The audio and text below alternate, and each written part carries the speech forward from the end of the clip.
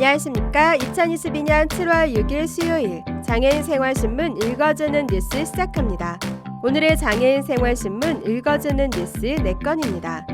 하나, 대법, 무자격 안마행위 상고심 기각, 의료법 위반 확정, 안마사협 정의 구현안 판결. 둘, 인천 장총 신임 회장의 위계수 당선, 보궐선거 19표 중 11표로 김용기의 3표 차로 승리. 4개 단체 공동대표제 공약. 셋, 장애근로자 보조공학기기 장비 신청권 부여, 관련법 시행령 개정안 국무회의 심의 의결.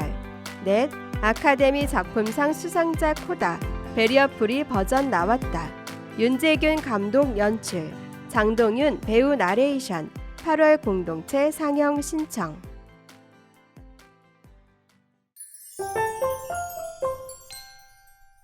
첫 번째 소식입니다. 지난 6월 30일 오전 11시 15분 대법원 재판부 제3부는 제2호 법정에서 진행된 무자격 안마 행위자에 대한 상고심인 2021도 16680 사건에 대해 기각 판결함으로써 무자격 안마 행위자인 A에 대한 의료법 위반 혐의를 확정했습니다. A씨는 지난 2020년 9월 20일 서울중앙지방법원 형사 8단독 최창석 판사로부터 무자격 안마 행위에 대한 무죄 판결을 받은 바 있습니다. 당시 최 부장판사는 최근 안마 마사지 시장 수요가 폭증해 관련 종사자는 최소 10만 명 이상으로 추산되지만 자격 안마사는 1만 명도 안 된다며 현행 의료법이 현실을 반영하지 못하고 있다고 지적했습니다.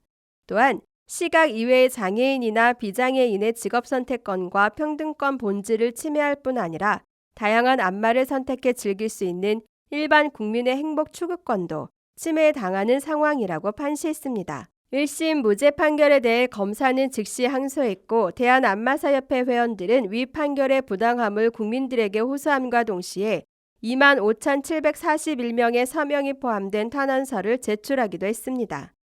이후 지난 2021년 11월 25일 서울중앙지방법원 제9형사재판부는 원심 판결을 파기하고 시각장애인에게만 허용된 안마업은 헌법재판소에서 수차례 걸쳐 합헌 판결을 내린 바 있으며 대법원에서도 불법 무자격자의 안마행위는 유죄 판결을 선고하고 있는 점, 피고 A씨가 다수의 무자격 업소를 운영 중으로 수차의 동종 전과가 있고 자신의 죄를 전혀 반성하지 않는 이유로 검사구형 벌금 800만 원보다 가중된 2,500만 원의 벌금형을 선고했습니다.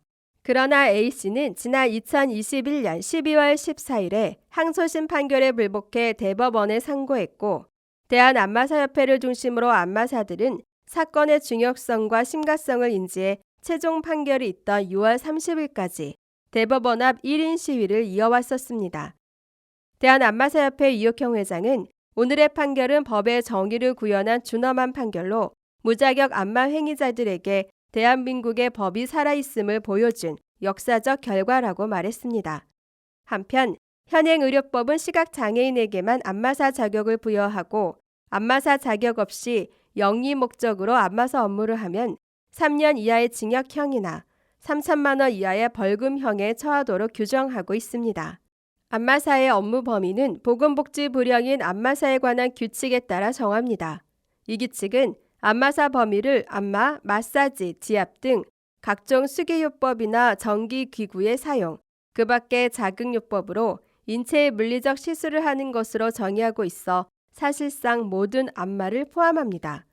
이는 시각장애인의 생존권을 보장하는 취지지만 이 같은 법이 직업의 자유를 침해한다는 지적이 과거 여러 차례 제기됐습니다. 그러나 헌법재판소는 그때마다 관련 법률을 합헌으로 결정했습니다.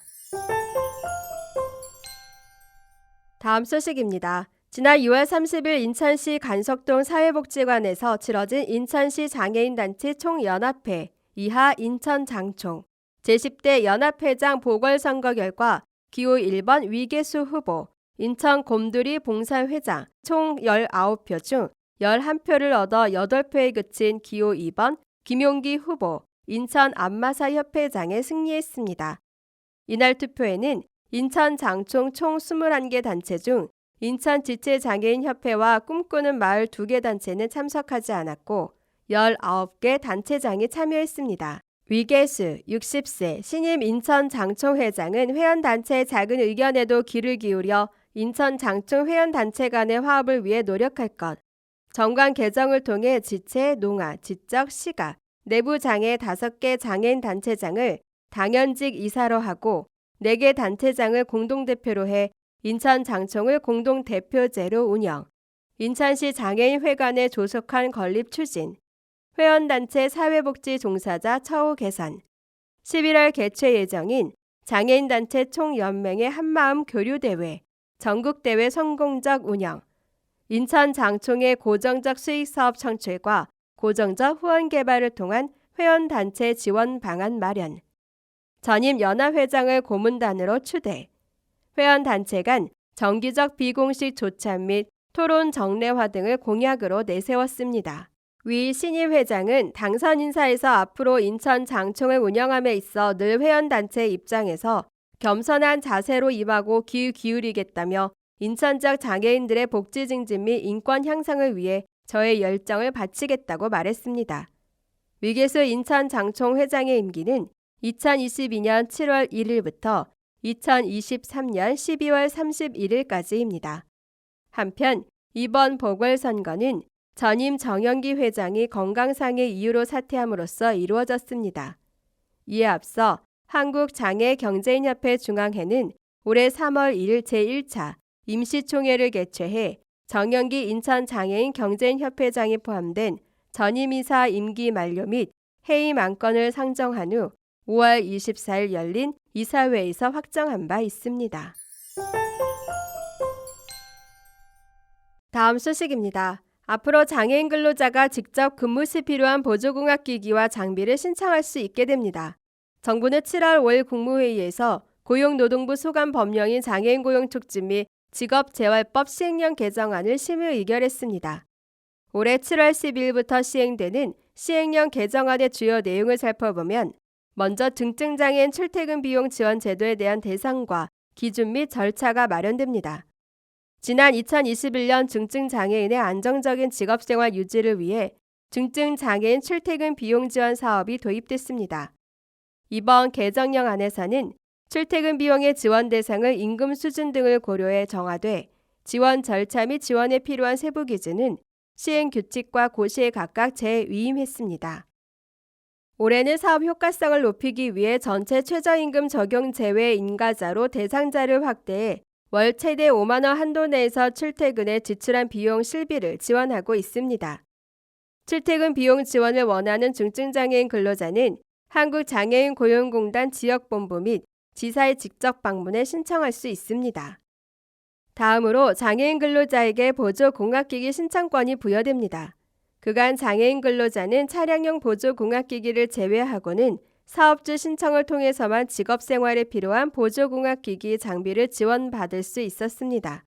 이로 인해 장애인 근로자에 대한 사업주의 관심이 부족한 경우 보조공학기기 장비를 지원받지 못하는 경우가 발생해 장애인 근로자에게도 기기 신청권을 확대해야 한다는 요구가 제기돼 왔습니다. 이번 개정령 안에서는 장애인 근로자가 보조공학기기 장비를 신청하는 경우 장애 정도, 예산 등을 고려해 기기 장비를 지원할 수 있도록 했습니다. 장애인 근로자에게도 보조공학기기 장비 신청권이 부여되면서 장애 유형 특성을 고려한 개인 맞춤형 기기 장비 지원이 활성화될 것으로 보입니다. 이 밖에도 장애인 근로자 지원 사업을 수행하는 데 필요한 민감 정보 및 고유식별 정보 처리 권한을 부여하고 장애인 고용 지원을 위해 필요한 사무 중 범죄 경력 자료 처리가 가능한 사무를 반드시 필요한 경우로 제한해 장애인 고용 사업주 및 장애인 당사자의 개인정보 보호를 강화했습니다. 다음 소식입니다.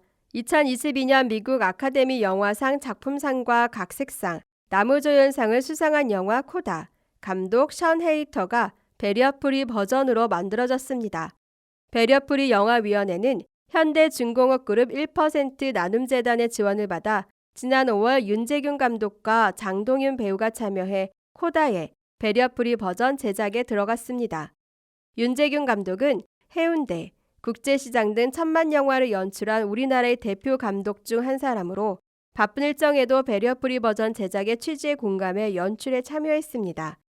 윤재균 감독은 코다 배려프리 버전을 연출하게 되어 기쁘다. 부디 이 아름다운 영화가 장애와 상관없이 더 많은 사람들에게 와닿기를 바란다고 처음 배려프리 버전을 연출한 소감을 밝혔습니다. 2022 배려프리 영화 홍보대사로 활동 중인 장동윤 배우도 코다 배려프리 버전 나레이션으로 처음 배려프리 버전과 인연을 맺었습니다. 장동윤 배우는 최근 애니메이션 테일이의 주인공 테일이 목소리 출연과 늑대 사냥, 애프터 등 신작 영화를 촬영하는 등 활발한 활동을 하고 있습니다. 장동윤 배우는 영화를 더 많은 사람과 즐길 수 있게끔 하는 좋은 일에 동참하게 되어 정말 영광이다. 앞으로도 기쁘게 더 많이 배려프리 버전 제작에 참여하고 싶다고 소감을 전했습니다. 지금까지 장애인 생활신문 읽어주는 뉴스를 애청해 주셔서 감사합니다. 장애인 생활신문 읽어주는 뉴스 다음 시간에 찾아뵙도록 하겠습니다.